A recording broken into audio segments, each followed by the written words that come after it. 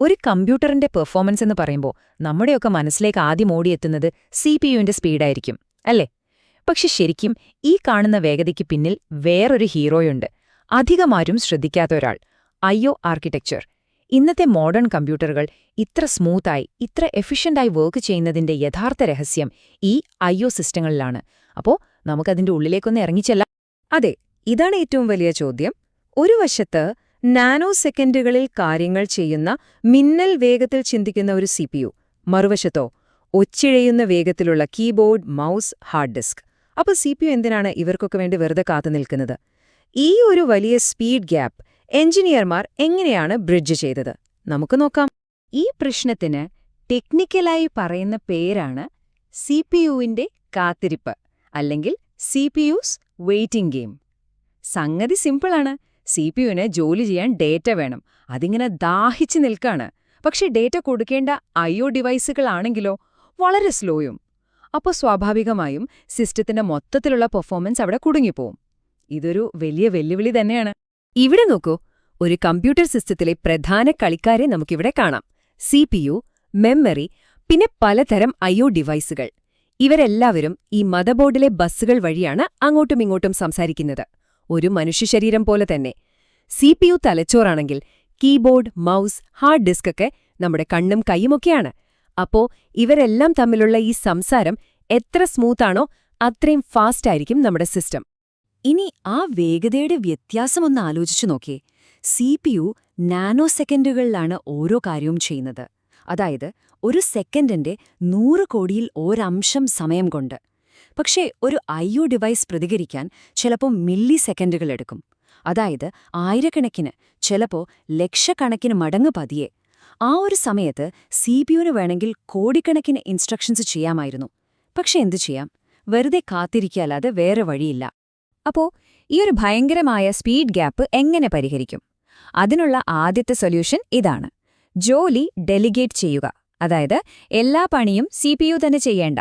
സിപിയുവിന്റെ ഭാരം കുറയ്ക്കാൻ വേണ്ടി പ്രത്യേകമുണ്ടാക്കിയ ചില ഹാർഡ്വെയറുകളുണ്ട്. അവരാണ് നമ്മുടെ ഐഒ കൺട്രോളറുകൾ. നമുക്ക് അവരെ ഒന്ന് പരിചയപ്പെടാം.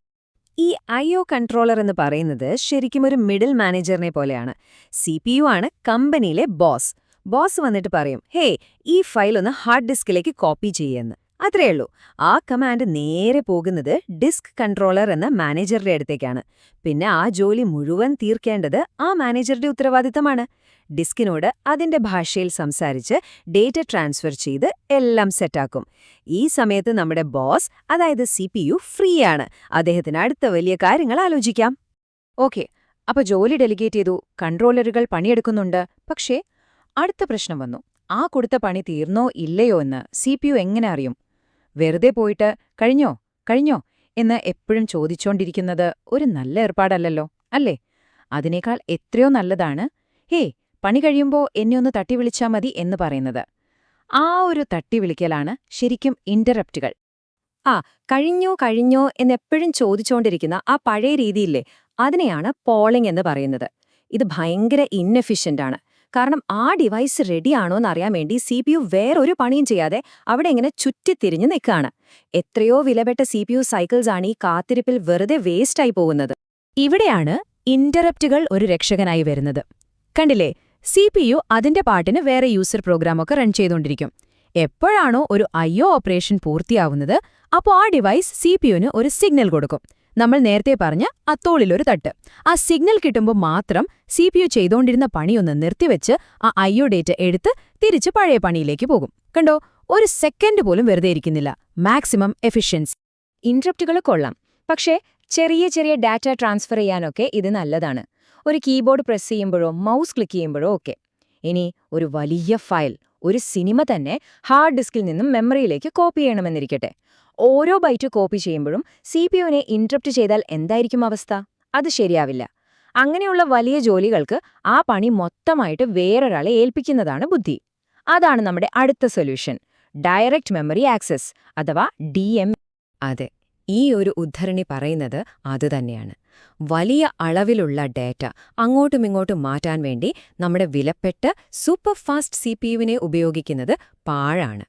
അത് ഒരു ഫെറാറി കാർ എടുത്തിട്ട് പത്രം വിതരണം ചെയ്യാൻ പോകുന്ന പോലെ ഉണ്ടാകും. അതിലും എത്രയോ മികച്ച വഴികളുണ്ട്. അപ്പോൾ DMA എങ്ങനെയാണ് വർക്ക് ചെയ്യുന്നത്? വളരെ സിമ്പിളാണ്. CPU DMA കൺട്രോളറിനോട് ഒറ്റ കമാൻഡ് കൊടുക്കും. ഈ ഹാർഡ് ഡിസ്കിലെ ഇത്രയും വലിയ ഡേറ്റാ ബ്ലോക്ക് എടുത്ത് മെമ്മറിയിലെ ഇന്ന സ്ഥലത്തേക്ക് മാറ്റിവെക്ക്. എല്ലാം കഴിയുമ്പോൾ എന്നെ ഒന്ന് അറിയിച്ചാ മതി.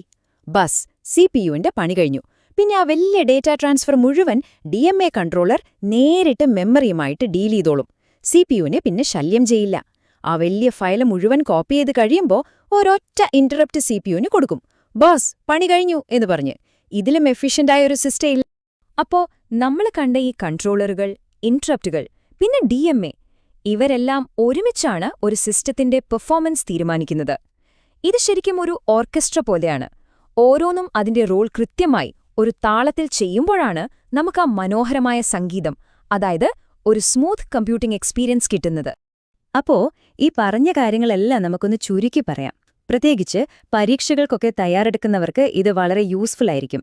ഒരു നല്ല IO സിസ്റ്റത്തിന്റെ പ്രധാന ലക്ഷ്യങ്ങൾ ഇവയാണ്. 1. കോണ്ടെക്സ്റ്റ് സ്വിച്ചുകൾ, അതായത് CPU ഒരു ജോലിയിൽ നിന്നും മറ്റൊന്നിലേക്ക് മാറുന്നത് പരമാവധി കുറയ്ക്കുക. 2. മെമ്മറിയിൽ അങ്ങോട്ടുമിങ്ങോട്ടും വെറുതെ ഡേറ്റ കോപ്പി ചെയ്യുന്നത് ഒഴിവാക്കുക. 3. ഇന്ററപ്റ്റുകളുടെ എണ്ണം കുറയ്ക്കാൻ വേണ്ടി വലിയ ഡേറ്റ ബ്ലോക്കുകളായി ട്രാൻസ്ഫർ ചെയ്യുക, അതായത് DMA ഉപയോഗിക്കുക. പിന്നെ അവസാനമായി CPU, മെമ്മറി, ബസ്, IO ഡിവൈസുകൾ ഇവയുടെ എല്ലാം പെർഫോമൻസ് ഒരു ബാലൻസിൽ കൊണ്ടുപോവുക. ഇത്രയുമാണ് ഇതിന്റെ കാതൽ. അപ്പോ ചുരുക്കി പറഞ്ഞ ഒരു ആധുനിക കമ്പ്യൂട്ടറിന്റെ ആ സ്മൂത്ത് പെർഫോമൻസിന് പിന്നിലെ യഥാർത്ഥ രഹസ്യം ഈ എഫിഷ്യന്റായ IO ആർക്കിടെക്ചറാണ്. നമ്മൾ ഒരേ സമയം പാട്ട് കേൾക്കുകയും കോഡ് ചെയ്യുകയും ബ്രൗസ് ചെയ്യുകയും ഒക്കെ ചെയ്യുമ്പോൾ സിസ്റ്റം ഹാങ് ആവാതെ നിൽക്കുന്നതിന്റെ കാരണം ഈ ബുദ്ധിപരമായ IO മാനേജ്മെന്റാണ്. CPUവിനെ അതിന്റെ പ്രധാനപ്പെട്ട ജോലികൾ ചെയ്യാൻ ഫ്രീ ആക്കിവിട്ട് ബാക്കിയുള്ള ഈ കാര്യങ്ങളെല്ലാം പശ്ചാത്തലത്തിൽ ഭംഗിയായി നടന്നുപോകുന്നു. അപ്പോ ഇത് അവസാനിപ്പിക്കുന്നതിനു മുൻപ് ഒരു ചോദ്യം. ഇന്നത്തെ NVMe SSDകളൊക്കെ ഏതാണ്ട് മെമ്മറിയുടെ അത്രയും വേഗതയിലേക്ക് എത്തിക്കൊണ്ടിരിക്കുകയാണ്. അപ്പോൾ സ്റ്റോറേജും മെമ്മറിയും തമ്മിലുള്ള വേഗതയുടെ വ്യത്യാസം ഇല്ലാതായാൽ അടുത്ത വലിയ ബോട്ടിൽനെക്ക്, അടുത്ത വലിയ തലവേദന കമ്പ്യൂട്ടർ ആർക്കിടെക്ചറുകൾക്ക് എവിടെയായിരിക്കും നേരിടേണ്ടി വരിക? നെറ്റ്വർക്ക് സ്പീഡ് ആയിരിക്കുമോ അതോ മറ്റെന്തെങ്കിലും ആയിരിക്കുമോ? ചിന്തിക്കാൻ ഒരുപാട് കാര്യങ്ങളുണ്ട്, അല്ലേ?